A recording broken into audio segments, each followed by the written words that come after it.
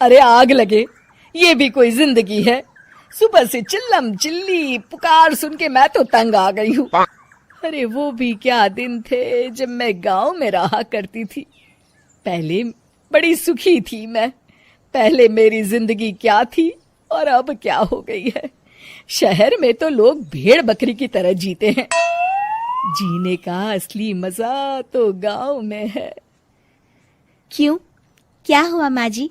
आज गांव की बहुत याद आ रही है आपको? अरे हाँ बहू, शहर का जीना भी कोई जीना है। लोगों की आधी जिंदगी तो सड़कों के ट्रैफिक में निकल जाती है और यहाँ रखा ही क्या है। एक बात कहूं, दिल्ली शहर अब पहले जैसा नहीं रहा। क्या माँ, जब देखो गांव के गुणगान गाती रहती हो।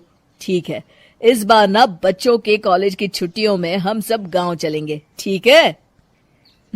हाँ, ये ठीक है। फिर कुछ दिनों के बाद सारा परिवार अपने गांव चला जाता है। अरे वाह, कितनी ताजी और साफ हवा है, कितनी शांति है यहाँ। चल बहू, अब बढ़िया सा खाना बना दे, मजे से आंगन में बैठ के खाएंगे। सुशीला गांव का माहौल देख बड़ी खुश होती है। 2 दिन के बाद गांव की कुछ औरतें सुशीला के घर आती हैं। बड़े दिनों के बाद गांव आई है सुशीला। हमें तो लगा कि तू शहर जाके गांव को भूल गई। और बतिया, तेरी बहू कैसी है? जरा मिलवा तो उससे। अरे मेरी बहू तो लाखों में एक है। बड़ी किस्मत वाली हूँ मैं जो मुझे जानकी जैसी बहू मिली है। हमेशा मेरी सेवा में लगी रहती है और आज तक कभी पलट कर जवाब नहीं दिया उसने। सुशीला की बातें सुनकर सभी औरतें हंसने लगती है।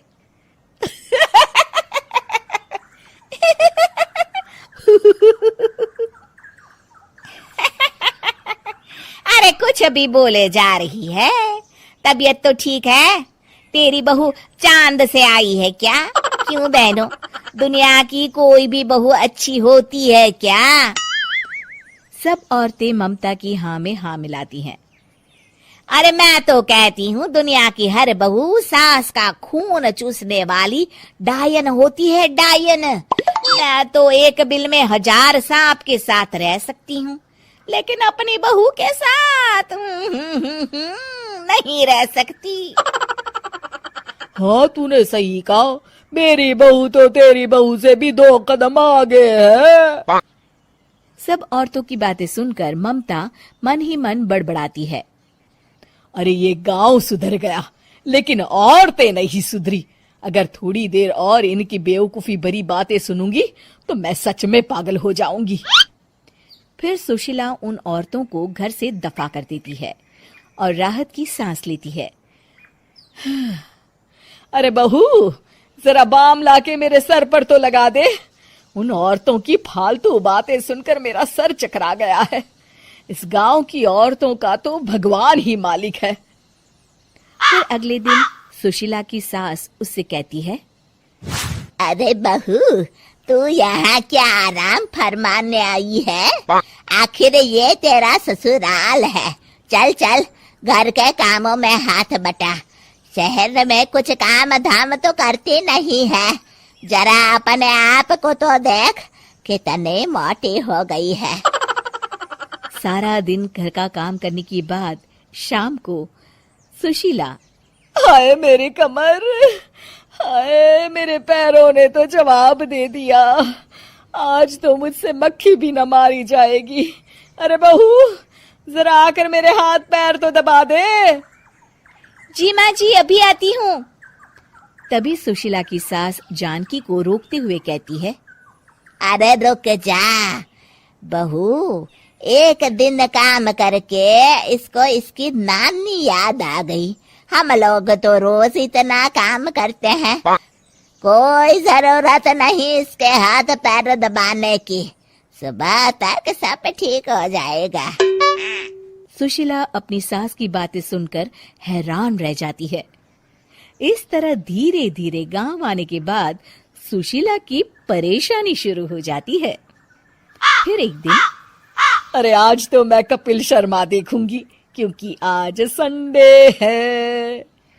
सुशीला जैसे ही टीवी ऑन करती है तभी बिजली कट जाती है। अरे सत्यानाश, इस बिजली को भी अभी जाना था। इतने दिनों से मैं टीवी सीरियल देख नहीं पाई। हमारा देश इतनी तरक्की कर रहा है, अरे पता नहीं ये गांव कब सुधरेगा। अरे अब तो 2 दिनों के लिए बिजली को भूल जा, ये तो यहाँ रोज की बात है। अब इस अंधेरे में रहने की आदत डाल ले। हाँ। हे भगवान, अब क्या होगा? ऊपर से इन मच्छरों ने जीना हराम कर रखा है। दूसरी तरफ घर के काम कर करके और बिना किसी सुविधा के सुशीला तंग आ जाती है और उसे शहरी जीवन याद आने लगता है। क्यों माँ, मजा आ रहा है ना? अरे आपने ऐसी सूरत क्यों बना रखी है? मुस्कुराइए, अब हम गांव में हैं। मोहन के साथ जानकी भी अपनी सास की खिंचाई करती है। हाँ हाँ माँ जी, आप ही तो यहाँ की बड़ी तारीफ कर रही थी। फिर अभी तो कुछ ही दिन बीते हैं, वैसे भी अब तो आप यहीं रहने वाली है ना? अरे नहीं नहीं बहू, मैं एक दिन और यहाँ रुकी तो मर जाऊंगी। मुझे शहर ले चलो। क्या दिन थे, कितनी सुखी थी मैं वहां। ठीक है माँ, हम कल ही वापस शहर चले जाएंगे।